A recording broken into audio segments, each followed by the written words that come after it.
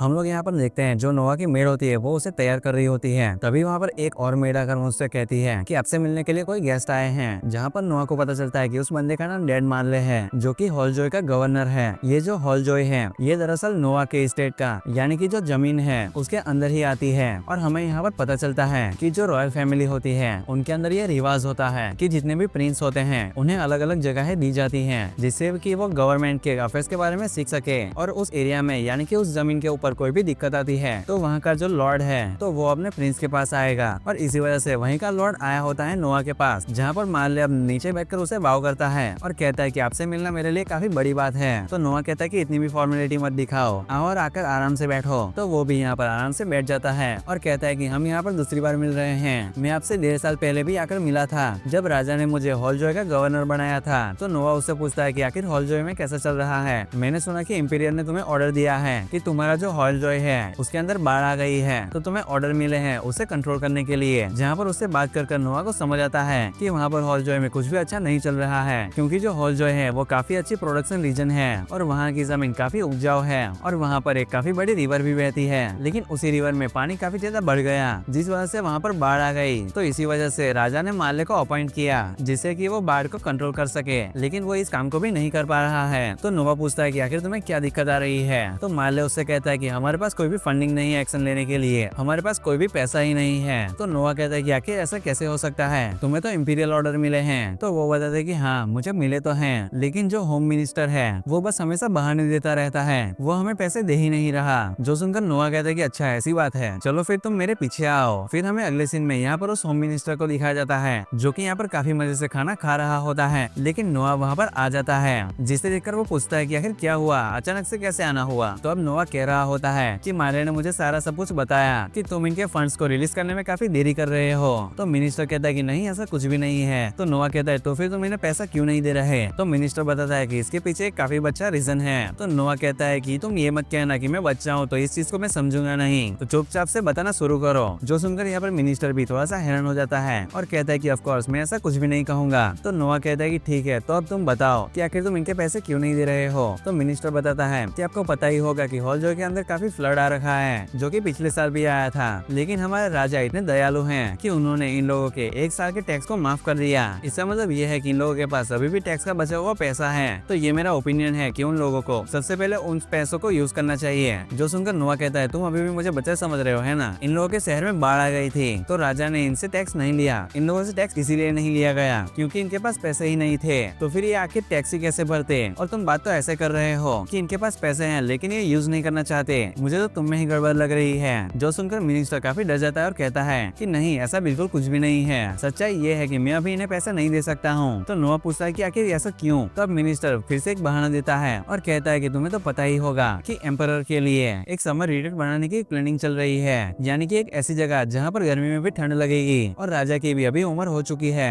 उन्हें अपना समय गर्म जगह पर नहीं बिताना चाहिए बल्कि उन्हें एक ऐसी जगह पर रहना चाहिए जहाँ पर ठंडा हो। लेकिन ये तो एक सिर्फ रिट्रीट है जिसे सिर्फ एम्पायर ही यूज कर सकते हैं, यानी कि राजा। तो नेचुरली वो जगह तो एक रॉयल विला बन जाएगी। अगर मैं शॉर्ट में कहूँ तो हमें एक ऐसी सिटी बनानी चाहिए जिसे राजा अपना विला बोल सके, और ऐसा करने के लिए काफी सारे पैसे लगेंगे। जो सुनकर यहाँ पर मार्ले काफी चिढ़ सा जाता है। वो अपने मन में सोच रहा होता है कि ये मिनिस्टर कितना करप्टेड है, ये राजा का नाम बोलकर नोआ को फिसला लेगा। लेकिन हम लोग यहाँ पर देखते हैं कि जो नोआ होता है वो मिनिस्टर की बात में बिल्कुल भी नहीं आता। वो कहता है कि तुम चुप हो जाओ, तुम रॉयल फैमिली के अगेंस्ट एक क्राइम कर रहे हो, तुम कितनी बेवकूफ भरी बातें कर रहे हो। एक ऐसी जगह जहाँ पर फ्लड आ गई है वहाँ पर कंट्रोल की जरूरत है और तुम यहाँ पर एक विला बनाने की बातें कर रहे हो और सिर्फ इसी वजह से तुम इन्हें पैसे नहीं दोगे। क्या तुमने मुझे और मेरे फादर को बेवकूफ समझा है। जो सुनकर मिनिस्टर भी यहाँ पर काफी डर जाता है। वो कहता है कि नहीं नहीं आप कुछ गलत समझ रहे हो, मेरा ऐसा करने का कोई भी इरादा नहीं था, मुझे माफ कर दीजिए। तो नोआ कहता है कि अगर ऐसी बात है तुम इन्हें इनके फंड्स जल्दी से डिस्ट्रीब्यूट कर लो, नहीं तो मैं जाकर राजा को सारी बातें बता दूंगा।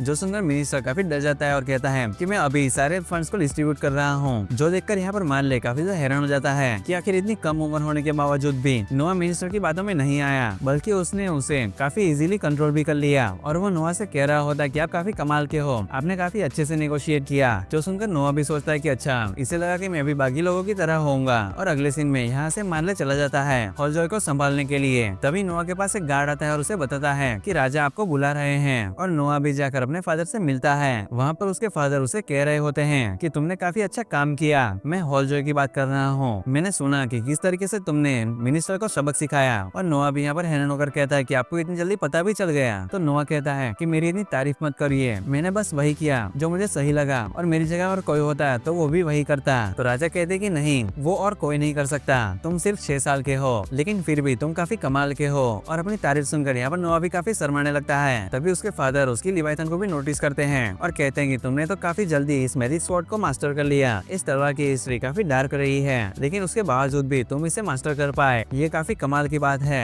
वहीं नोआ भी ये सुनकर याद करता है कि जब पार्टी में लिवाइथन ने अपनी पावर को रिलीज किया था, वहाँ पर उसने अगर लिवाइथन को रोका नहीं होता तो वहीं पर काफी सारे लोग मारे जाते। लेकिन तभी राजा उससे कह रहे होते हैं कि तुम्हारे लिए अच्छा ये रहेगा कि तुम तलवारबाजी को अच्छे से सीखो, और तुम्हें तलवारबाजी सिखाने के लिए मैंने एक टीचर का बंदोबस्त किया है। इसका नाम नोबल है। ये हमारे पूरे एम्पायर का सबसे कमाल का तलवारबाज है, ऐसा कोई भी नहीं है जो इसे टक्कर दे सके। इसे तुम सब कुछ अच्छे से सीखना। तो नोआ कहता है कि ठीक है, लेकिन तभी नोबल कहता है कि शुरू करने से पहले मैं नोआ से एक बार लड़ाई कर देखना चाहता हूँ कि आखिर वो कैसे लड़ता है। जहाँ पर किंग भी इस बात से सहमत होते हैं, जो देखकर यहाँ पर नोआ भी काफी शौक होता है और सोच रहा होता है कि नोबल की बात को किंग ने इतनी आसानी से मान लिया, यानी कि राजा नोबल को ट्रस्ट करते हैं। जिसके बाद ये दोनों लड़ने के लिए तैयार हो जाते हैं। जहाँ पर नोबल नोआ से कह रहा होता है कि अब आओ, तुम्हें मुझ पर जैसे हमला करना है करो। जहाँ पर नोआ भी मान जाता है और वो फील कर पा रहा होता है कि लिवाइथन भी लड़ने के लिए काफी एक्साइटेड है, तो वो भी अब हमला करना शुरू कर देता है। जहाँ पर हम लोग देखते हैं कि नोआ इतना ज्यादा पावरफुल होता है कि वो नोबल को काफी आसानी से हरा देता है, जो देखकर नोबल अब राजा से माफी मांगता है और कहता है कि नोआ तो ऑलरेडी मुझसे काफी ज्यादा पावरफुल है, इन्हें मैं अब कुछ भी नहीं सिखा सकता हूँ। नोआ के सामने मैं अपनी हार को एक्सेप्ट करता हूँ। जो सुनकर यहाँ पर किंग काफी इंप्रेस होकर हंसने लगते हैं और वो नोआ की तारीफ करते हुए कह रहे होते हैं कि मैं तुम्हें इस साल के नाइट सिलेक्शन एग्जाम का हेड बनाऊंगा, इस जॉब को सिर्फ तुम ही कर सकते हो। जिस बात के लिए नोआ भी मान जाता है। जिसके बाद हमें पता चलता है कि जो नाइट सिलेक्शन एग्जाम है, ये एक सालाना इवेंट होता है जिसमें पार्टिसिपेंट्स एम्पायर के कोने कोने से आ रहे होते हैं। ये एक ऐसा नेशन है जो अपने वॉरियर्स को खजाना मानता है। तो कहा जाता है कि जो एक वॉरियर का पाथ होता है वो एक सक्सेस का पाथ होता है। इस एग्जाम में सभी फाइटर्स को सबसे पहले अपने रीजन में लड़ाई करनी होगी और जो विजेता होगा वो फाइनल में जाकर कैपिटल में लड़ाई करेगा, और फिर लास्ट में जो विजेता होगा उसे नाइट का टाइटल मिल जाएगा और उसे तुरंत ही सोसाइटी में अपर दर्जा दिया जाएगा। वही जो नया नाइट होता है उसका सबसे पहला यही काम होता है कि वो हेड जज का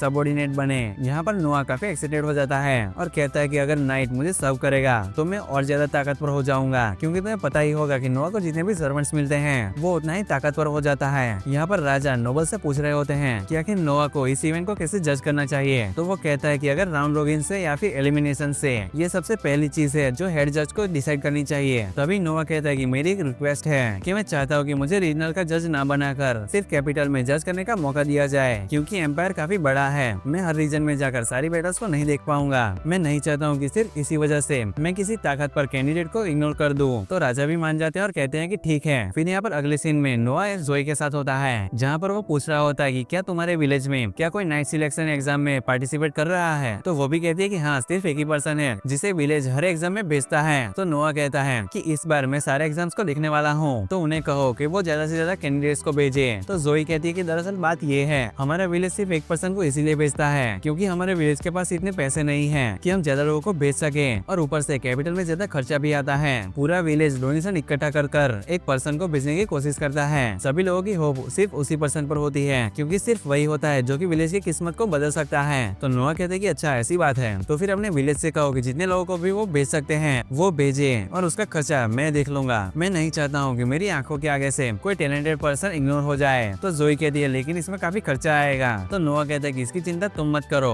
और इतना बोलने के साथ ही वो डीलन को बुलाता है और कहता है कि कैपिटल में जाकर जितने भी खाली घर हैं उन्हें ढूंढो और उन सभी को खरीद लो, और अगर वो भी कम पड़ जाए तो डर्मेटरीज बना लेना। और रही बात लोगों के खाने की, तो जाओ जाकर सारे मर्चेंट से बात करो जिनके साथ हमारा कनेक्शन है। जो सुनकर जोई भी यहाँ पर काफी खुश हो जाती है और सोच रही होती है कि आखिर नोआ विलेज के लोगों के लिए इतना कुछ करने वाला है। फिर यहाँ पर अगले सीन में नोआ एलन के पास आता है ताकि वो जोई के विलेज के लोगों के लिए फ्री खाना करा सके, लेकिन वो पैसे का खर्चा देखकर कहता है कि ये अमाउंट तो कुछ गलत लग रहा है। तो एलन कहता है कि रिक्वेस्ट आपकी है तो हम लोग आपसे पैसे कैसे ले सकते हैं, हम लोगों ने ज्यादा से ज्यादा डिस्काउंट किया है। तो नोआ कहता है कि नहीं, तुम झूठ बोल रहे हो, मैं प्रिंस हूँ, इसका मतलब ये नहीं है कि तुम जैसे मर्चेंट अपना घाटा करवाओगे, जरूर तुम बदले में कुछ ना कुछ तो चाहते हो। जो सुनकर एलन भी यहाँ पर काफी हैरान हो जाता है और कहता है कि तुम काफी छोटे हो लेकिन फिर भी तुम मेरे इंटेंशन को समझ गए, और कहता है कि हाँ, मुझे बदले में कुछ चाहिए। नाइट सिलेक्शन एग्जाम की तरह ही पैलेस में एम्प्लॉयमेंट एग्जाम होते हैं, तो मैं चाहता हूँ कि आप वो सिफारिश लगाकर मेरी जान पहचान की किसी लड़की को पैलेस में जॉब दिलवा दो। तो और यहाँ पर नोआ भी समझ जाता है कि अगर एलन की जान पहचान की कोई लड़की पैलेस में काम करती होगी तो अगर कोई नई इन्फॉर्मेशन पता चलेगी तो सबसे पहले वो एलन को भी पता चल जाएगी, और अगर ऊपर से राजा के साथ उसे नाइट स्पेंड करने के लिए भेजा गया तो इन लोगों का प्रॉफिट और भी ज्यादा बढ़ जाएगा। वहीं पर नोआ भी उसकी बात को मान जाता है और कहता है कि लेकिन एक शर्त है, जिस लड़की को भी तुम भेजोगे अगर वो मुझे पसंद आई सिर्फ तभी मैं अप्रूव करूंगा। तो एलन भी इस बात को मान जाता है, मैं एक ऐसी लड़की को ही भेजूंगा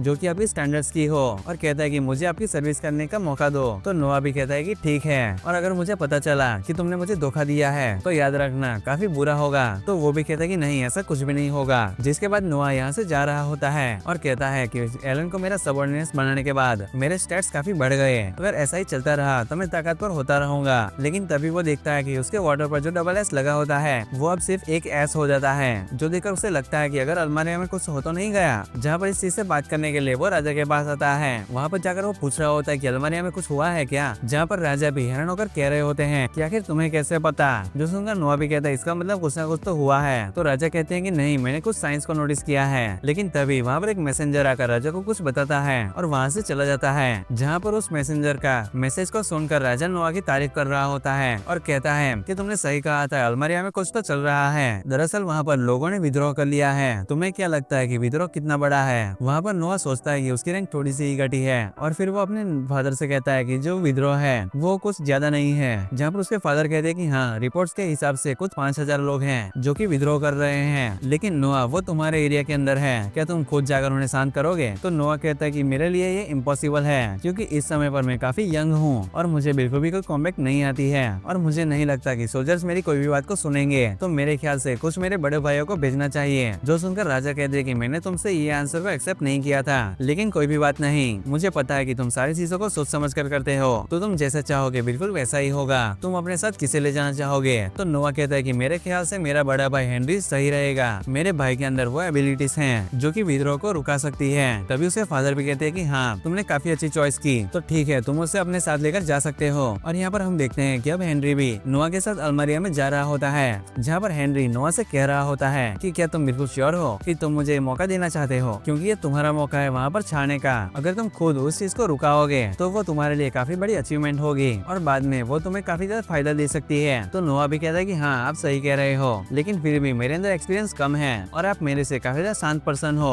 और मैं नहीं चाहता हूँ कि मेरी गलती की वजह से फालतू में कोई लोग मर जाए। लेकिन तभी अचानक से नोआ को कुछ सेंस होता है और वो कैरेज को एकदम से रुकवा देता है, जो देखकर हेनरी भी कहता है कि आखिर तुम्हें क्या हुआ। तो वो बताता है कि लिवाइथन ने रिया किया है, मतलब कि कोई दुश्मन है जो कि हमला करने वाले हैं। और नोआ यहाँ पर सोच रहा होता है कि वो लोग मेरी वजह से यहाँ पर हमला कर रहे हैं, मैं इसमें मेरे भाई हेनरी को इन्वॉल्व नहीं होने दे सकता। और उनसे लड़ने के लिए वो अकेले ही नीचे उतर जाता है, और वो जैसे ही बाहर आता है कुछ लोग मिलकर उस पर वाटर का अटैक कर देते हैं और उसे ट्रैप कर लेते हैं। और यहाँ पर नोआ भी अपनी सिर का यूज कर उस अटैक से बच जाता है, जहाँ पर नोआ समझ जाता है कि क्योंकि ये लोग वाटर यूज कर रहे हैं तो इसका मतलब ये हुआ कि ये लोग अलमारिया से ही हैं, और वो लोग भी यहाँ पर हमला करना शुरू कर देते हैं। जहाँ पर नोआ भी लिवाइथन को निकाल कर एक एक करके सभी को हरा देता है, और यहाँ पर हेनरी भी ये सारी चीजों को देखकर हैरान हो जाता है और सोच रहा होता है कि नोआ ने अकेले ही इतने सारे लोगों को आराम से हरा दिया। और इन्हें देखकर हेनरी कहता है कि ये लोग मर गए, काश हम लोग इनसे पूछताछ कर पाते। तो नोआ कहते हैं कि तुम चिंता मत करो, मैंने मारा नहीं है, मैंने बस इन्हें बेहोश किया है लिवाइथन की पावर का यूज कर।